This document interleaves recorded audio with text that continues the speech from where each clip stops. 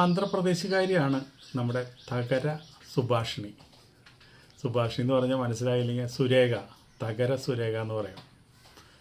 അപ്പോൾ അവിടെ നമ്മുടെ ആന്ധ്രാപ്രദേശിൽ ഒരു പടത്തിൽ അഭിനയിച്ചിട്ടുണ്ടായിരുന്നു. ആ പടം കണ്ടിട്ടാണ് നമ്മുടെ ഭരതൻ നമ്മുടെ തകര സിനിമയിലേക്ക് കാസ്റ്റ് ചെയ്യുന്നത്. കരുണാമയി എന്ന് പറഞ്ഞൊരു പടത്തിൽ നല്ലൊരു റോളായിരുന്നു. പക്ഷെ ഭരതൻ അതെന്തോ കണ്ടപ്പോൾ എന്തോ ഒരു നിഷ്കളങ്കമായ മുഖം കണ്ടപ്പോൾ നമ്മുടെ കഥാപാത്രമായിട്ട് യോജിക്കുമെന്ന് പറഞ്ഞിട്ടാണ് കൊണ്ടുവന്നത്.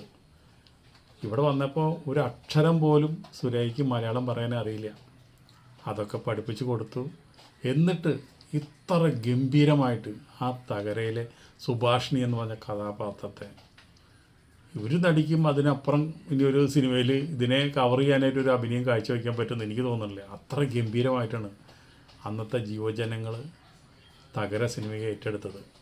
നെടുമുടി വേണു ആ സിനിമയിലാണ്, ചെല്ലപ്പനാശ്ശേരിയായിട്ട് വന്ന സിനിമയിലാണ് ഏറ്റവും അധികം സ്കോർ ചെയ്തതും. പിന്നെ അവിടെ നിങ്ങൾ നെടുമുടി വേണുവിന് തിരിഞ്ഞു നോക്കേണ്ട വന്നിട്ടില്ല. അതുപോലെ തന്നെ പ്രതാപോത്തൻ ആ പടത്തിൽ തന്നെയാണ് ഒരു പുനർജന്മം കിട്ടിയത്. അപ്പോൾ ഇത്രയൊക്കെ പ്രത്യേകതയുള്ളൊരു സിനിമയായിരുന്നു. ഒരു നാട്ടിൻപുറത്ത് നടക്കുന്ന ഒരു കഥ എത്ര ഗംഭീരമായിട്ടാണ് അത് ആവിഷ്കരിച്ചത്. അത് ശരിക്കും പറഞ്ഞാൽ ആ നാട്ടിൻപുറം, ആ തകരയുടെ ജീവിതം, ചെലപ്പനാശ്ശേരിയുടെ ജീവിതം, അതുപോലെ തന്നെ ആ സുഭാഷിണിയുടെ ജീവിതമൊക്കെ ഇന്നും നമ്മുടെ മനസ്സിലിങ്ങനെ പച്ച പിടിച്ച് നിൽക്കുക. അങ്ങനത്തെ ഒരു സിനിമയ്ക്ക് വേണ്ടിയിട്ട് മലയാളികൾ കാത്തിരിക്കുക. പക്ഷെ ഉണ്ടാവില്ല.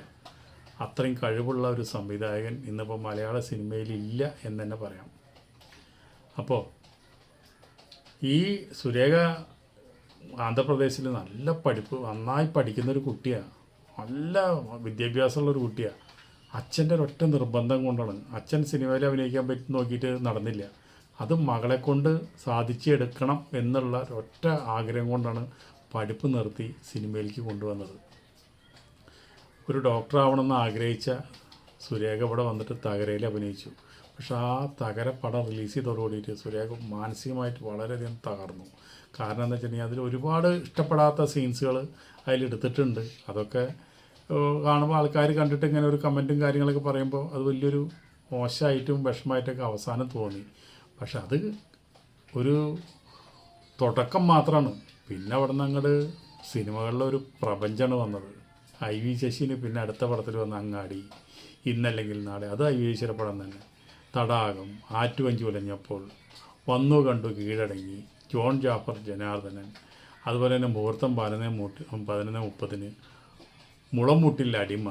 അങ്ങനെ ഉന്നതങ്ങളിൽ നിൽക്കുന്ന സമയത്താണ് ഒരു ഡോക്ടർ ആലോചന വന്നത്. അപ്പോൾ സുരേഖയ്ക്ക് ശരിക്കും പറഞ്ഞു കഴിഞ്ഞാൽ ഡോക്ടർ ആവാൻ കഴിയാത്തൊരു ബുദ്ധിമുട്ടുണ്ട്. അപ്പോൾ ഇങ്ങനൊരു ആലോചന വന്നപ്പോൾ ആരായാലും നമുക്കൊരു ഡോക്ടറെ കിട്ടല്ലേ. സിനിമയിൽ ഇപ്പോൾ എത്ര നാൾ പിടിച്ചു വെക്കാൻ പറ്റുന്നൊരു പിടുത്തമില്ല. വരുന്ന കഥാപാത്രങ്ങൾ മുഴുവൻ തകരയിലത്തെ അതേ സെയിമായിട്ടുള്ള കഥാപാത്രങ്ങളാണ്.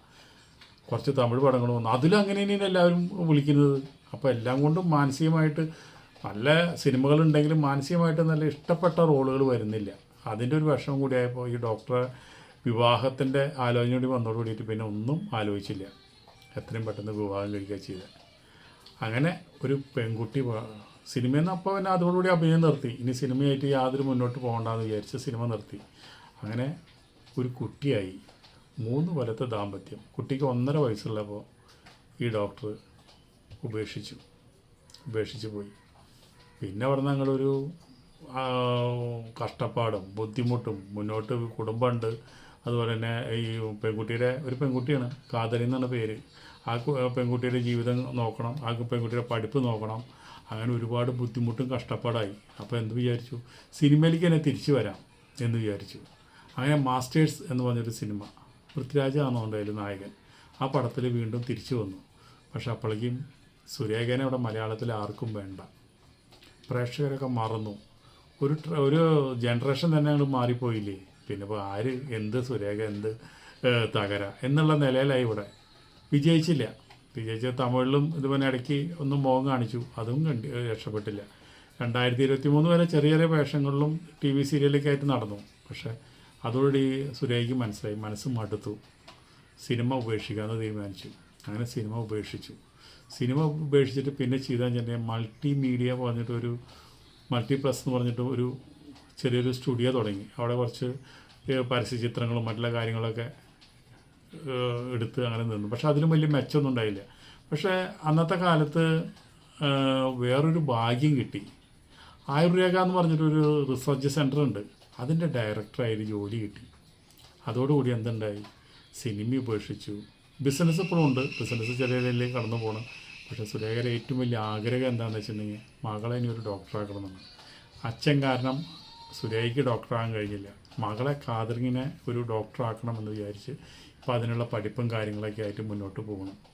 അപ്പോൾ ഞാൻ ആലോചിക്കണേ, തകര സിനിമ കേരളത്തിൽ റിലീസ് ചെയ്ത സമയത്ത് അന്ന് ഈ ഇതുപോലെ തന്നെ ആൾക്കാർക്ക്, ചെറുപ്പക്കാർക്ക് മറ്റു ഉപാധികളൊന്നും ഇല്ല കാണാനായിട്ട്. ഇങ്ങനെയുള്ള വല്ല തുണ്ടോ പീസോ ഒക്കെ വരുന്ന ആൾക്കാർക്ക് കാണാനുള്ളൂ. അപ്പോൾ ആൾക്കാർ ഈ തകരയ്ക്ക് അങ്ങോട്ട് ഇട്ടിച്ച് കയറും. 10 പ്രാവശ്യം 25 പ്രാവശ്യം 30 പ്രാവശ്യമൊക്കെ അത് തിയേറ്ററിൽ കണ്ട് ആൾക്കാരുണ്ട്. അപ്പോൾ അത്രയും ഒരു ഹരമായിരുന്നു അന്നത്തെ കാലത്ത് സുരേഖ എന്ന് പറഞ്ഞു കഴിഞ്ഞാൽ ചെറുപ്പക്കാർക്ക്. പക്ഷേ ഒരു പ്രത്യേകത എന്താണെന്ന് വെച്ചിട്ടുണ്ടെങ്കിൽ അന്ന് തകര റിലീസായപ്പോൾ ഒരാൾ പോലും സ്ത്രീകൾ പടത്തിന് കയറില്ല എന്ന് എല്ലാവരും വിചാരിച്ചത്.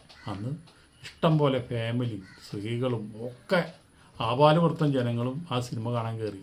എല്ലാവർക്കും ആ കുടുംബ പശ്ചാത്തലം, ആ സിനിമയും വളരെയധികം ഇഷ്ടപ്പെട്ടു. അതുകൊണ്ടാണ് അത് അത്രയും വിജയിച്ചത്. പക്ഷെ ഒരു നടീനെ സംബന്ധിച്ചിടത്തോളം അങ്ങനെ ഒരു റോള് ആദ്യമായിട്ട് കിട്ടിക്കഴിഞ്ഞാൽ പിന്നെ എല്ലാവരും ആ നിലയ്ക്കേ കാണുള്ളൂ. അതാണ് സുരേഖയ്ക്ക് പറ്റിയുള്ള ഏറ്റവും വലിയ തെറ്റ്.